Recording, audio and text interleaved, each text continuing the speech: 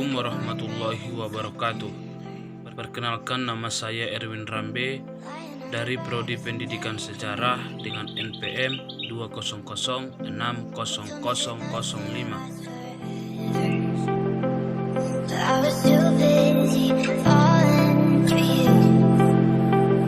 Di sini saya akan membacakan atau menjelaskan review saya atau resume saya tentang politik etis.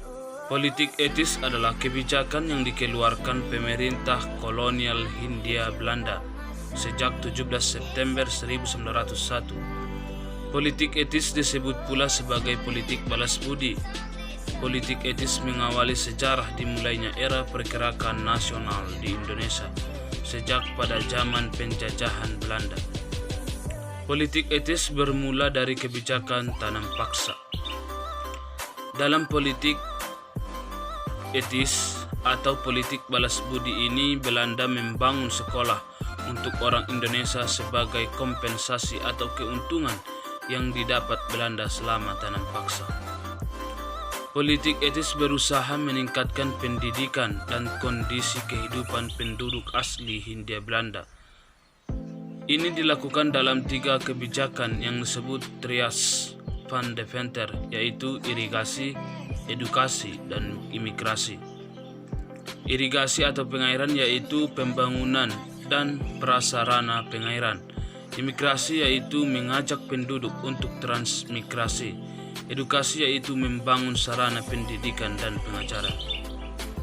Untuk mengatasi masalah kelaparan di Jawa, pemerintah Hindia Belanda mengambil inisiatif membangun jaringan irigasi di Sidoarjo dengan memanfaatkan Sungai Berantas tahun 1848. Model jaringan irigasi di Sidoarjo ini kemudian diterapkan di Demak dan di Gerobongan pada tahun 1870.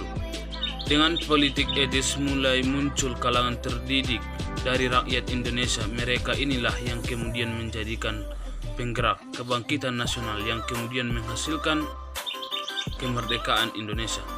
Para tokoh ini misalnya adalah Suwardi, Suryaningrat atau Ki Hajar Dewantara, Dr. Cipto Mangunkusumo, dan Insinyur Soekarno. Dampak positif politik etis bagi bangsa Indonesia yaitu lewat program pendidikan, dibangun sekolah-sekolah di sejumlah wilayah di Hindia Belanda. Dari situlah melahirkan tokoh-tokoh atau golongan pelajar yang kemudian berjuang untuk kemerdekaan Indonesia. Dampak negatif politik etis: pendidikan hanya dinikmati oleh kalangan elit seperti kaum priai.